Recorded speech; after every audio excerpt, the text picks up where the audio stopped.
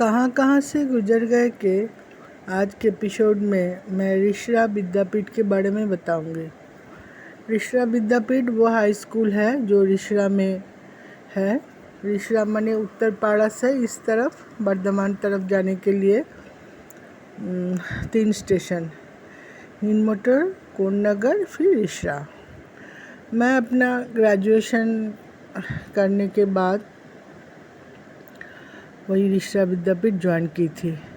School बहुत बड़ा था, वहाँ 3 टाइम स्कूल चलता था। दिन में सुबह मॉर्निंग सेक्शन, वही 7 बजे से 7:45 से स्कूल लगता था। 7:45 से 11:15 या 11 तक लगता था। 7:45 नहीं जी, 6:35 से क्लास लग जाती थी। 6:35 से 11 बजे तक मॉर्निंग सेक्शन, जो कि 1 to 12 था। और उसके बाद दोपहर में 11 से 4 साढ़े 4 तक मिडिल सेक्शन, उसमें बॉय स्कूल था। और इवनिंग में वो कॉलेज था। बहुत बड़ा बिल्डिंग, 3 हिस्से में बटा हुआ बिल्डिंग था वो। माने प्राइमरी सेक्शन, मिडिल सेक्शन और हाई स्कूल सेक्शन। तो मैं जाती थी मैं स्कूल में पहले प्राइमरी सेक्शन में ज्वाइन की थी। 4 महीना मैंने प्राइमरी में पढ़ाया था। मेरा जाने का रूटीन कुछ ऐसा था, 6:10 या 12 की 6:12 की लोकल ट्रेन, तारकेश्वर लोकल हुआ करता था, उसमें मैं जाती थी। जिसके लिए मुझे सुबह 5:30 बजे उठना पड़ता था। उठ के मैं जल्दी से नहा धो के थोड़ा बहुत पूजा करके तैयार होके चाय वाय पी के माँ टिफ़िन बना के देती थी, फिर मैं निकल जाती थी। मैं एग्जैक्ट 6 बजे वही हिंद मोटर का हुटर बजता था, मैं निकल पड़ती थी। कोई दिन मेरे को लेट हो जाता था, 5 मिनट 4 मिनट भी लेट हुआ। कभी कभी स्टेशन पहुंचती थी, देखती थी वो तारकेश्वर लोकल निकल रहा है, मेरी आंखों के सामने से निकल जाता था। उसके बाद ना 20 मिनट बाद 6:35 पे ट्रेन मिलती थी। 6:35 का ट्रेन मिलने से वही स्कूल पहुंचते पहुंचते 7 बज जाता था। तो फर्स्ट पीरियड अटेंड नहीं कर पाते थे। तो महीना में ऐसा ना 2 लेट अलाउ था। और उसके बाद फिर सैलरी से पैसा कटता था। तो मैं अक्सर कोशिश करती थी कि 6:10 की 6:12 की ट्रेन मिल जाए मुझे, तो उससे जाऊँ, लेकिन कभी कभी देर हो जाती थी।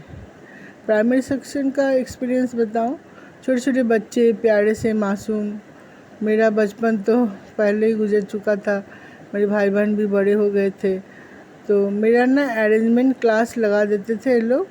अरेंजमेंट में जो क्लास खाली जाता है, टीचर लोग नहीं रहते, रोज़ का अरेंजमेंट क्लास लगता है। तो उसमें चूँकि मैं यंग थी, तो 1 क्लास का अरेंजमेंट क्लास, छुट्टी होने के पहले वाला क्लास जैसे खाली है तो मेरा लगा दिया जाता था।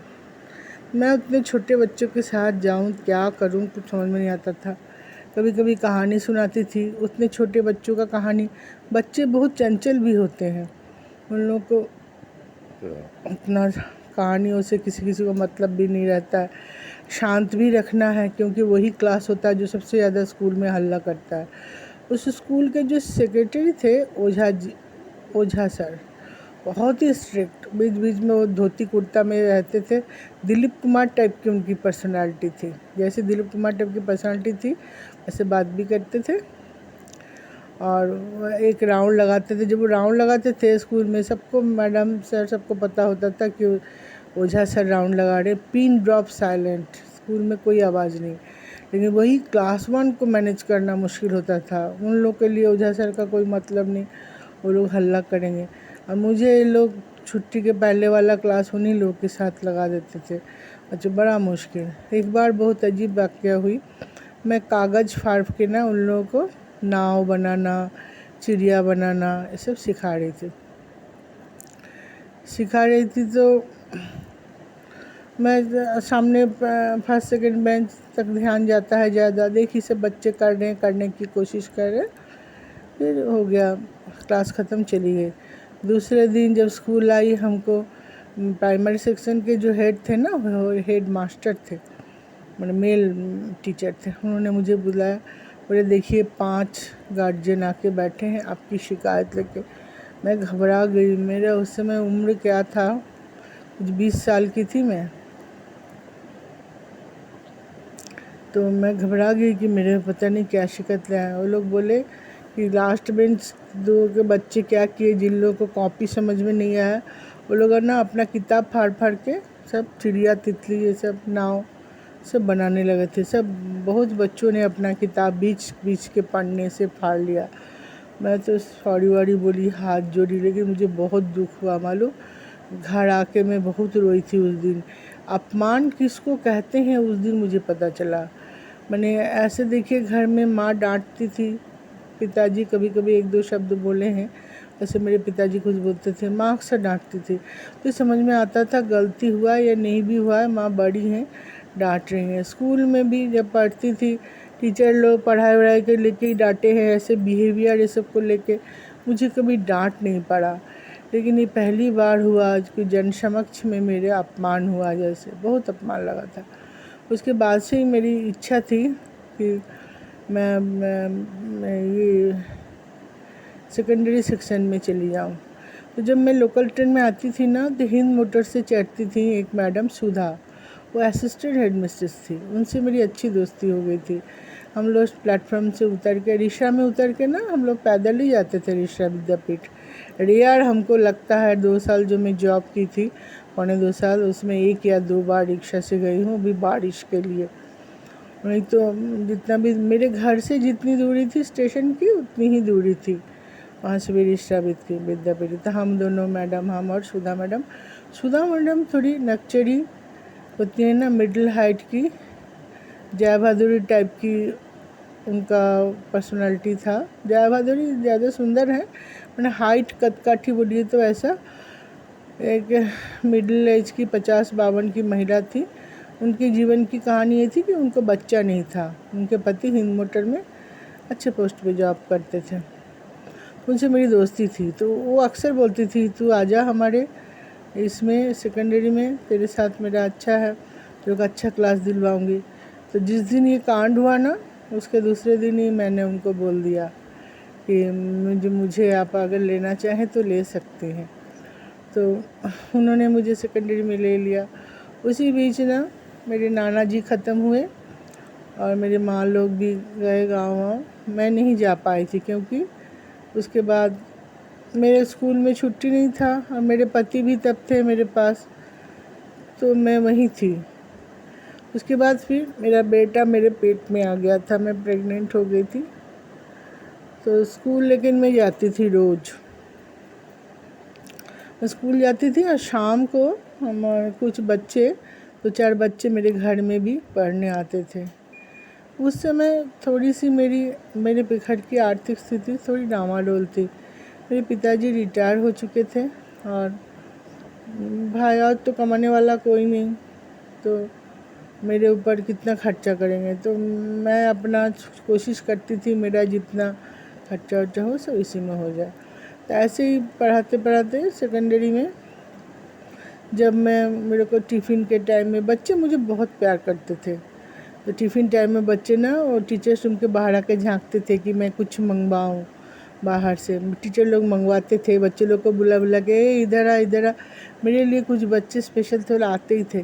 कभी कभी मुझे खाने का बाहर का कुछ मन नहीं करता था तो भी वो लोग ला के देते थे। तो बेटा जब पेट में था मुझे पाइनएप्पल बहुत पसंद था। वो 50 पैसे ना में एक तो दोने में कुछ 6-7 टुकड़ा पाइनएप्पल काट के देते थे। लेकिन मेरी माँ मना की थी खाने के लिए कि पाइनएप्पल मत खाना। लेकिन मेरी खाने की इतनी ज़्यादा चाह थी कि मैं अक्सर खा लेती थी पाइनएप्पल।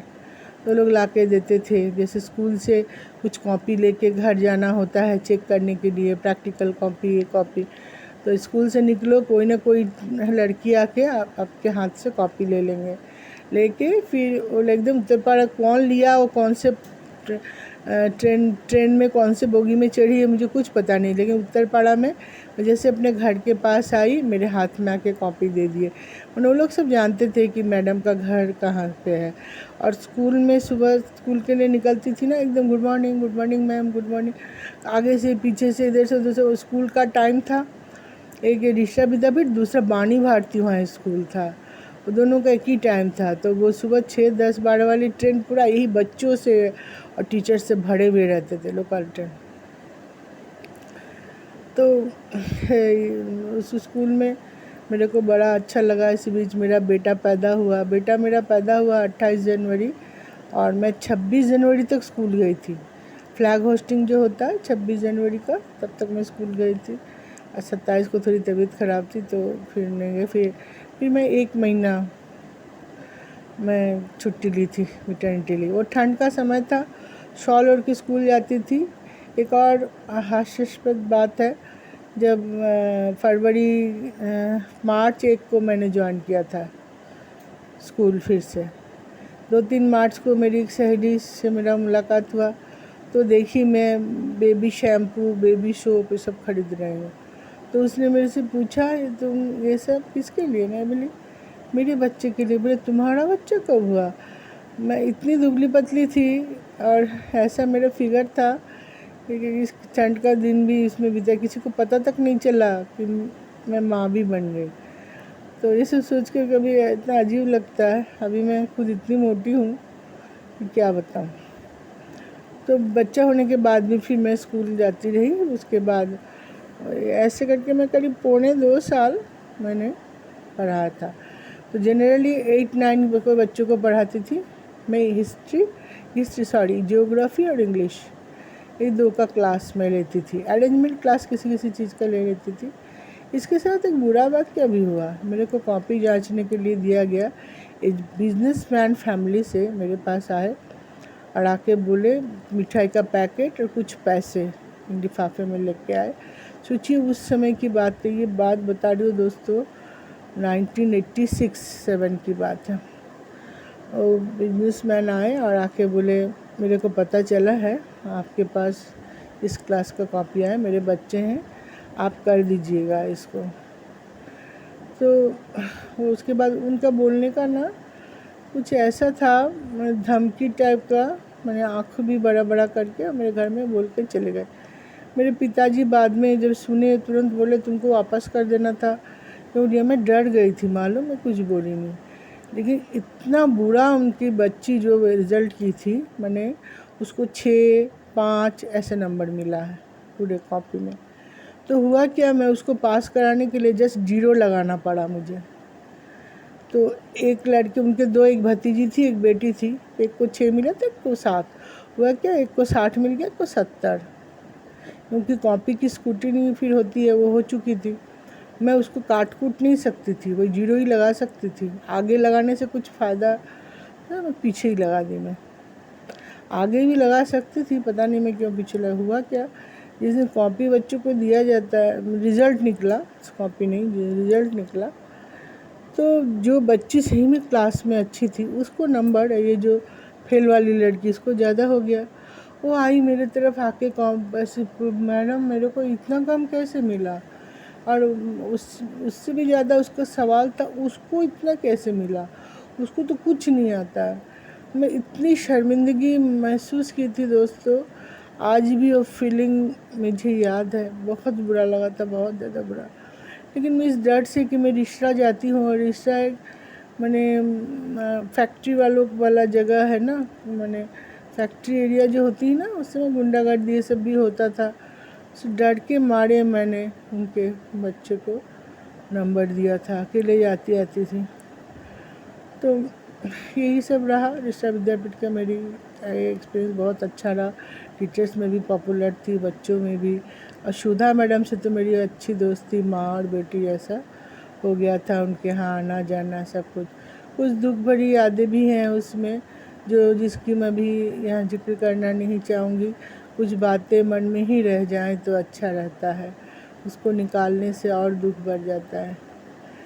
तो मेरी ऋषा विद्यापीठ की यादें आज यहीं तक। जय हिंद।